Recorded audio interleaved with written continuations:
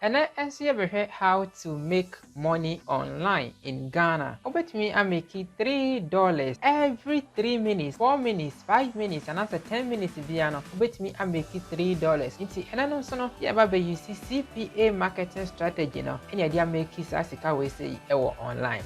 Be about you know say and henefa any benya traffic na ya say way. And money how smash the like button now and subscribe to the channel now and turn on the notification bell now I get to notify you the video better I say now you road to wealth.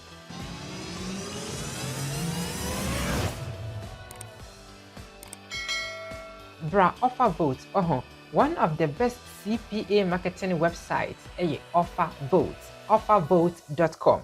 Now a search for gift card, either PayPal gift card, Walmart gift card, Amazon gift card, any gift card if you are search na efe a mobile con intino me fa we say gift card $1,000 no $3 per action any benya intimidi we say nhweso na wa run offer no intino wo sign up successfully na wonya wo affiliate link eno any bepe traffic e dia baso na ye di enya sasika we say Deviane say ye video ni senya obadwen say nya no kre wonye mesese obetake ni serious na waye ni yie na ayade a nkrofo enya sika edi efree ha menso meka ho bi enti bo modern say obetake good action na otimi edi aye ni yie na nso wonya sika ni bi edi efree aha no say okay so wonya offer na be promote na so won say we say no ye ka sikasem enti no ko google ne ko search bribi e papa sika ho enti ma search sa keyword we say 5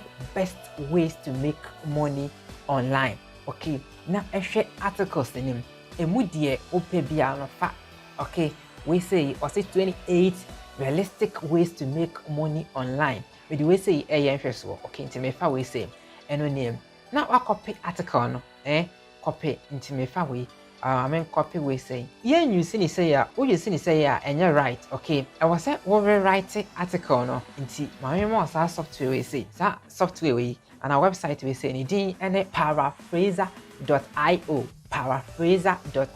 na e paste in your copy no ha say okay no article say unye robot na fe wa paraphrase while draw article no for amana is so unique. Okay, nti rewritten one ni copy so copy a browser website we say so lumen5.com na sign up for a free account. Okay, lumen5.com I say ni be boa ama we create video. Okay, we create video artificial intelligence e be create video e di amount e ho bra wo nye hwe emfanfa. Okay, nti sign up for account e ha. Okay, nti ubetimi askepe anase wafa we mu bia create a single video. Nti we ediwe na kire yen sene e ka se use sap template we a yen se video ne beye. Nti se we ne je ho a na we mia use this template. Paste article na o tro no for no ye de paraphrase no paraphrase ye no paste wa.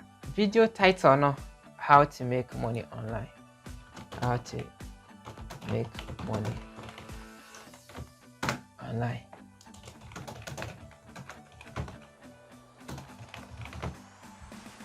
Now you convert to video ne so. Your video no are you ready? Your video ne be den enti na ya ba ha say ya be create right.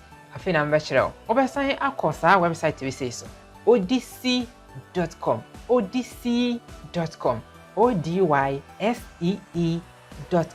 I say a video platform it is a YouTube but a new website app and conformably a name sa website we say.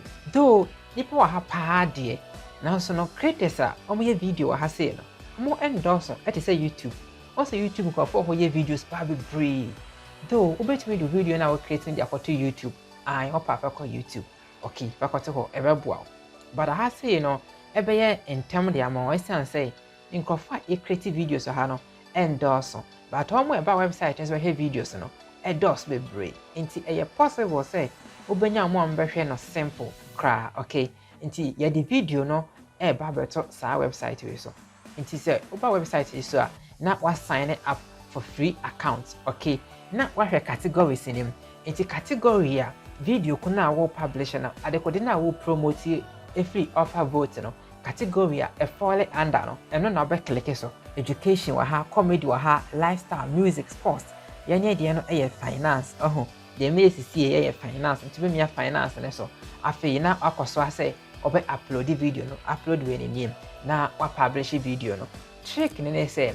Say we upload the video now, it will video description anymore. Now what they will affiliate link no, what they top video description as I say, and for and click a link in so. Now omo enfin hunu kwan bepa so a odi ebenya sika. I am panso say so follow sa steps na obenya gift in so ampa nti nya dia wo dada obi a nti yanesa na fa link no efa to video description as it. In Pempe, so I do say, only and subscribe to channel, and I must say, over subscribe only if say, say, make you money online in Ghana. After you say, unlike a video, and so now I like it. Comment the actual what dream be a name the home and come on. Telegram group link in our video description as here over to me. I join it. They are also AD and come on.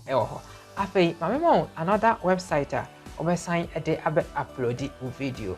Nidin ene ramble.com and so baby ya share videos ewa hase minim say we are aware that says our website me no dia mo nyina ewa ha ramble.com so a video platform hanso no obetimi enya sika ede free hase enkwafo bebre na visit our website by creators no endorse enti onso bra na be sign up na be upload video no na efa wo link no fa to description hase obenya nkrofo ma click so now also what we happen is a free offer vote.